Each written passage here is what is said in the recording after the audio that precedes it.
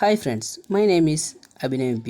I am conducting my seminar and my topic is significant difference between IFRS IAS 10 and Indian Accounting Standards 10. Significant difference between IFRS IAS 10 and Indian Accounting Standard 10. Proposed dividend after balance sheet date but before the date of the financial statement is non-adjusting event under IFRS IAS 10. However, as per Indian Accounting Standard 10, the proposed dividend is shown in the balance sheet and thus treated as adjusting event. As per IFRS IAS 10, an entity shall disclose the date when the financial statements were authorized for issue and who gave the authorization.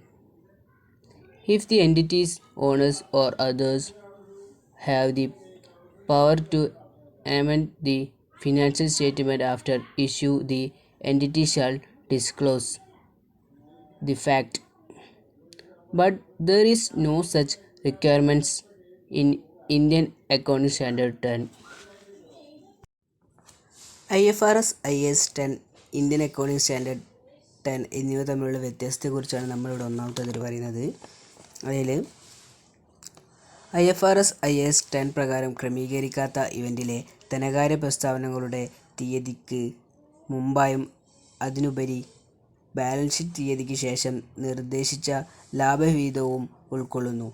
എന്നിരുന്നാലും Indian accounting standard 10 അനുസരിച്ച് നിർദ്ദിഷ്ട ലാഭവിഹിതം balance ഷീറ്റിൽ കാണിക്കുകയും അങ്ങനെ ഒരു event ക്രമീകരിക്കുന്നു. അത് ഇവൻ്റ് ക്രമീകരിച്ച് കണക്കാക്കപ്പെടുകയും ചെയ്യുന്നു എന്നതാണ് ഇതിൽ പറയുന്നത്. അടുത്തതിൽ IFRS IAS 10 അനുസരിച്ച് ഒരു എൻറ്റിറ്റി ഇഷ്യൂവിനായി അംഗീകാരം നൽകുകയും ആരാണ് അംഗീകാരം നൽകിയിരിക്കുന്നതുമായ സാമ്പത്തിക പ്രസ്താവന തീയതി വെളിപ്പെടുത്തുന്നത്. ഇവൻറ്റിനു ശേഷം സാമ്പത്തിക പ്രസ്താവനകൾ ഭേദഗതി ചെയ്യുവാൻ എൻറ്റിറ്റിയുടെ ഉടമകൾക്കോ മറ്റുള്ളവർക്കോ അധികാരമുണ്ടെങ്കിൽ എൻറ്റിറ്റി ആ വസ്തുത വെളിപ്പെടുത്തും. എന്നാൽ ഇന്ത്യൻ അക്കൗണ്ടിംഗ് സ്റ്റാൻഡേർഡ് 10-ൽ അത്തരം ആവശ്യകതയില്ല എന്നതാണ് രണ്ടാമത്തെ പോയിന്റിൽ പറയുന്നത്. അടുത്തത് AS 11 കുറിച്ചാണ്. And significant difference between IFRS IAS 11 and Indian accounting standard 11. There is no significant difference. The only difference is that IFRS IAS 11 does not deal with accounting for construction contracts in respect of real estate developers. However, this has been dealt with as per Indian Accounting Standard 11.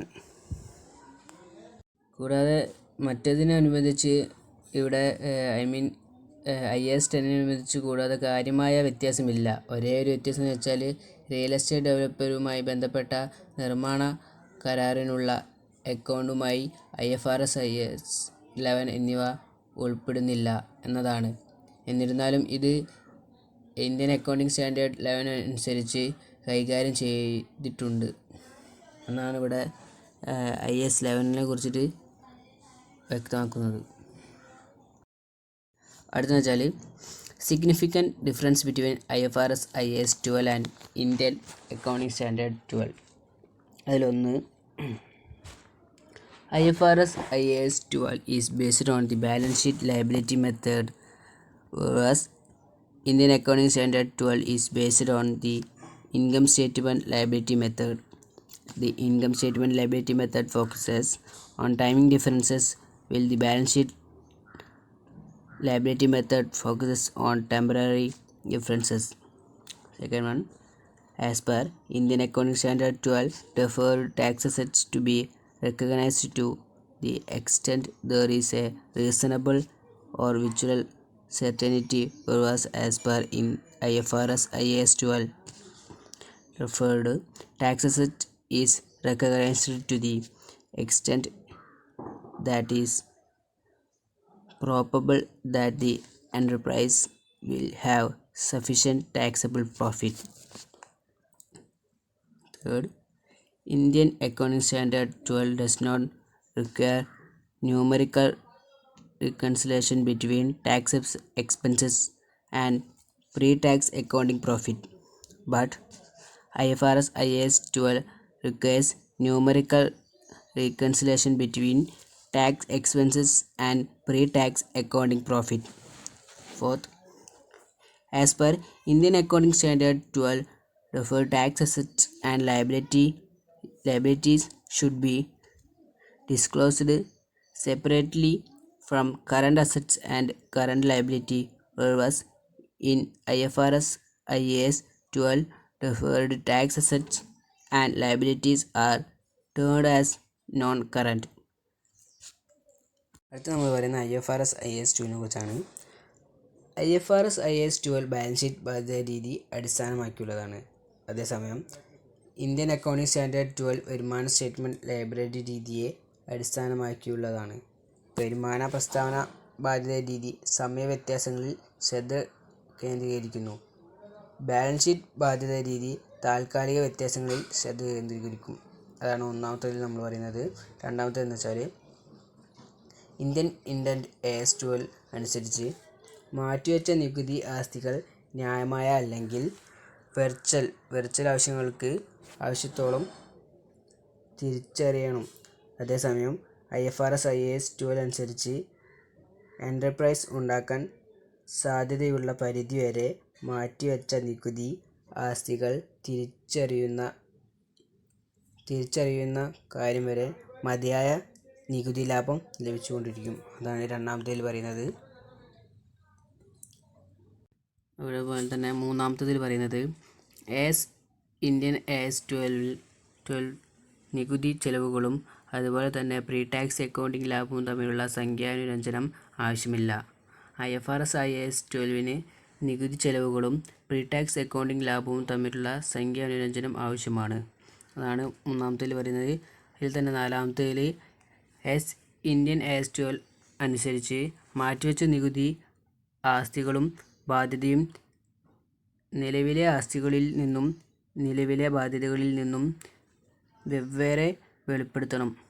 അതേസമയം IFRS IAS 12 മാറ്റിവെച്ച നികുതി ആസ്തികളും ബാധ്യതകളും current അല്ലാത്തതായ കണക്കും കണക്കാക്കപ്പെടുത്തണം. അതാണ് IFRS IASൽ മാറ്റിവെച്ച നികുതി ആസ്തികളും ബാധ്യതകളും current അല്ലാത്തതായ കണക്കാക്കപ്പെടുന്നു. അതാണ് IFRS IAS 12 നമ്മളിവിടെ വ്യക്തമാക്കുന്നത്. അടുത്തത് significant difference between IFRS IAS 16 and Indian accounting standard 16. There is no significant difference, അതായത് കാര്യമായ വ്യത്യാസങ്ങളൊന്നും ഇവിടെ നടക്കുന്നില്ല എന്നതാണ്. And last one, significant difference between IFRS IAS 17 and Indian accounting standard 17. അതിലൊന്നാമത്തേത് Indian accounting standard 17 is not applicable to lease agreement to use land, while IFRS IAS 17 is applicable to lease agreement to use land.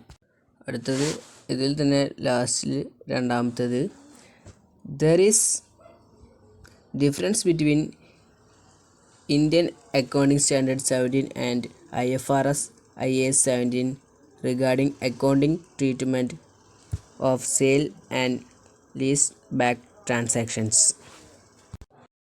ഒന്നുകൂടി വ്യക്തമാക്കി തരികയാണെങ്കിൽ അതിൽ തന്നെ ഒന്നാമത്തതിൽ കൂടാതെ land ഭൂമി ഉപയോഗിക്കുന്നതിനുള്ള പാട്ടക്കരാറിന് Indian accounting standard 17 ബാധകമല്ല. എന്നാൽ അതേസമയം ഭൂമി ഉപയോഗിക്കുന്നതിനുള്ള പാട്ടക്കരാറിന് IFRS IAS 17 ബാധകമാണ്. ഇതിൽ തന്നെ രണ്ടാമത്തതിൽ അതേപോലെ സെയിൽസ് വിൽപ്പനയുടെ അക്കൗണ്ടിംഗ് കൂടാതെ ചികിത്സയും അതേപോലെ പാട്ടത്തിനെടുക്കുന്ന ഇടപാടുകളും സംബന്ധിച്ച് ഇന്ത്യൻ അക്കൗണ്ടിംഗ് സ്റ്റാൻഡേർഡ് 17 ഇവയിൽ വ്യത്യാസങ്ങളുണ്ട് എന്നതാണ് നമ്മളിവിടെ വ്യക്തമാക്കുന്നത്. സിഗ്നിഫിക്കൻറ്റ് ഡിഫറൻസിനെ കുറിച്ചാണ് നമ്മളിവിടെ പറഞ്ഞത്. So I hope that everyone like my seminar. Thank you.